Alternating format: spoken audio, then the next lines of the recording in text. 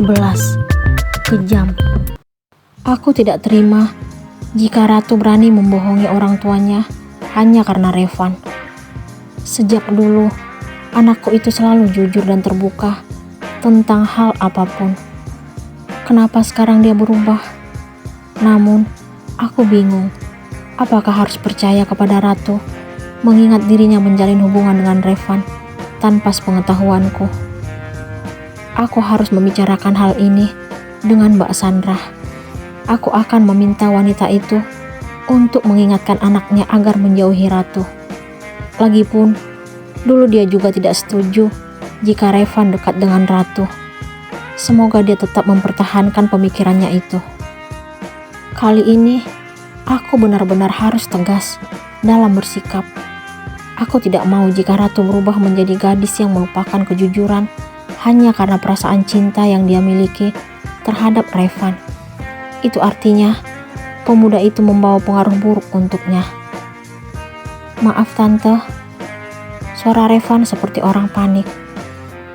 Berikan HP-nya sekarang ke mami kamu. Tapi tante, atau tante langsung ke rumah kamu sekarang? Baik tante, saya akan kasih HP-nya ke mami. Sepertinya dia tidak ingin jika aku menghampiri maminya ke rumahnya. Ada apa? Aku mendengar suara Mbak Sandra dari seberang. Tolong nasihatin anaknya dong, Mbak. Aku langsung bicara pada intinya. Maksudnya apa, Bel? Anakku salah apa? Dia meninggikan suaranya. Mbak minta Revan jauhi Ratu. Itu aja. Ini malah sekolah di tempat yang sama. Aku pun mengutarakan apa yang membuatku kesal. Itu sekolah umum. Terserah aku dong, mau nyekolahin Revan di mana aja. Kesombongan dan keangkuhan tetap saja melekat pada dirinya. Tapi kenyataannya, Revan yang ngikutin Ratu. Ngaku-ngaku jadi pacar anakku lagi. Aku gak mau kalau mereka punya hubungan. Aku mempertegas apa yang kuinginkan.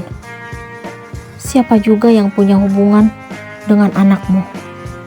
Masih banyak gadis-gadis cantik di luar sana yang mau sama anakku. Dia bicara seolah-olah lupa kalau dirinya pernah tampak dekat dengan Ratu. Harusnya aku sadar kalau dia tetap saja menjadi Mbak Sandra yang aku kenal sejak dulu. Tidak akan berubah sama sekali. Harusnya Mbak tanya Revan, siapa sebenarnya yang ngejar-ngejar Ratu? Ih, pede banget kamu. Siapa juga yang ngejar anakmu? Bertetangga denganmu aja musibah bagiku. Dia kembali menaikkan suaranya, lalu mematikan telepon. Aku tidak mengerti kenapa wanita seperti Mbak Sandra seolah-olah tidak sadar dengan musibah yang telah menimpa putrinya.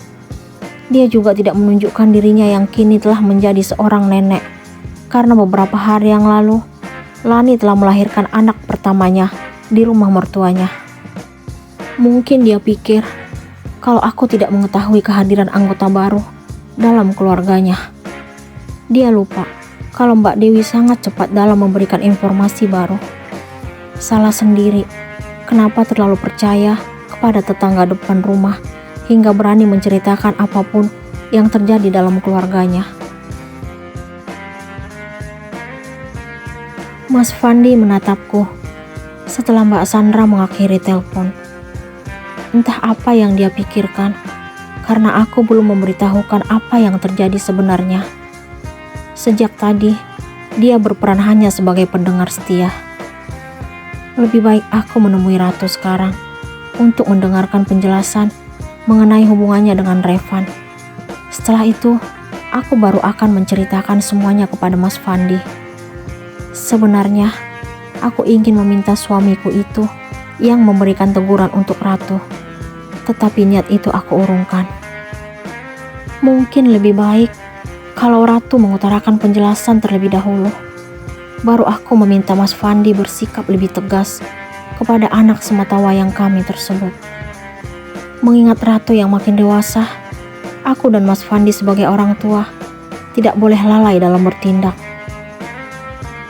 HP kamu ketinggalan di meja makan. Aku langsung menyerahkan ponsel Ratu Setelah berada di kamarnya, aku pun memilih duduk di sampingnya. "Terima kasih, Mah." Dia meraih benda itu dari tanganku. "Tadi pacar kamu telepon. Aku ingin tahu seperti apa reaksi dan jawabannya." "Pacar? Maksud Mama?" Dia tampak bingung. "Siapa lagi kalau bukan Revan?" Aku langsung terus terang saja. "Tapi dia bukan pacar Ratu, Mah." Dia masih tetap mengelak. "Oh ya? Tadi Mama dengar apa yang dia omongin. Dia menyebut kamu sebagai pacarnya. Dia bahkan ngucapin kata cinta." "Maaf, Mah.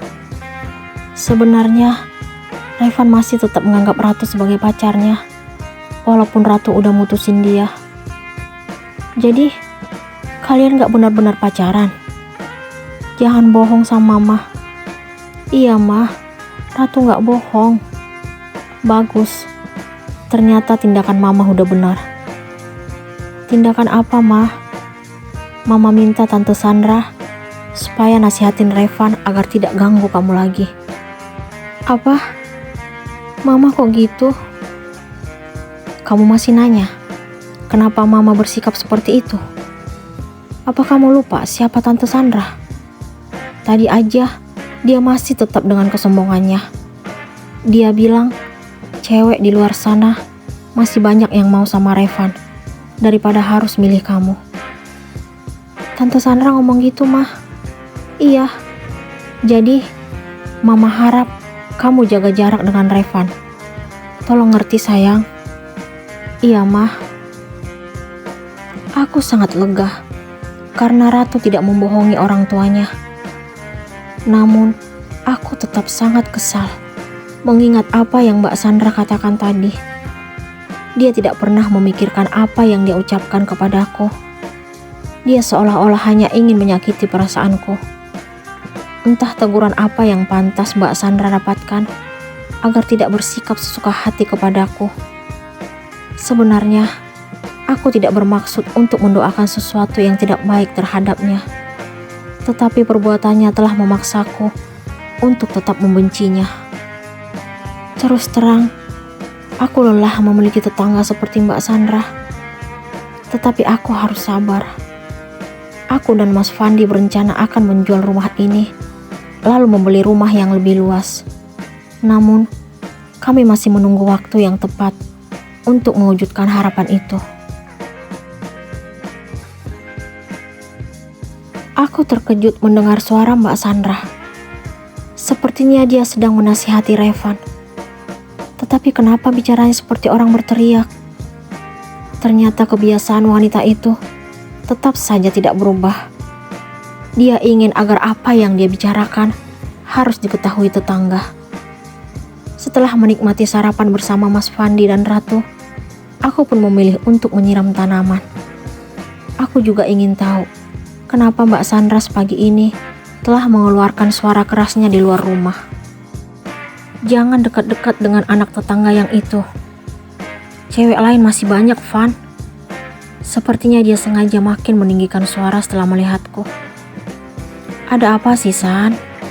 tanya Mbak Dewi dari depan rumahnya. "Ada yang sok cantik nih, Wi, merasa didekati." Mbak Sandra memberikan jawaban sambil melirik ke arahku. "Anak tetangga siapa maksudnya?" Mbak Dewi kembali bertanya. "Siapa lagi kalau bukan cewek yang biasa gombalin Revan?" Mbak Sandra benar-benar keterlaluan. Aku tahu kalau dia pasti memberikan tuduhan lagi terhadap Ratu.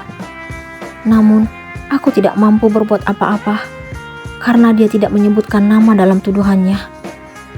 "Udah, Mah, gak usah didengerin. Cuekin aja. Papa dan Ratu berangkat dulu." Mas Fandi dan Ratu ternyata telah keluar dari rumah. Setelah mencium punggung tangan, kedua orang yang aku sayangi itu akhirnya meluncur membelah jalanan. Benar kata Mas Fandi, sebaiknya aku pura-pura tidak mendengar apa yang keluar dari bibir Mbak Sandra. Semoga aja suatu saat anaknya itu ngalamin nasib seperti Lani. Aku sangat terkejut mendengar ucapan Mbak Sandra. Bisa-bisanya dia mengharapkan keburukan terjadi terhadap orang lain. Kamu ada-ada aja. Mbak Dewi melihat sekilas ke arahku, supaya dia tahu gimana rasanya dipermalukan. Seenaknya dia nuduh anakku ngejar-ngejar anaknya. Ini tidak bisa dibiarkan lagi. Pembicaraan Mbak Sandra sangat jelas mengarah kepada Ratu.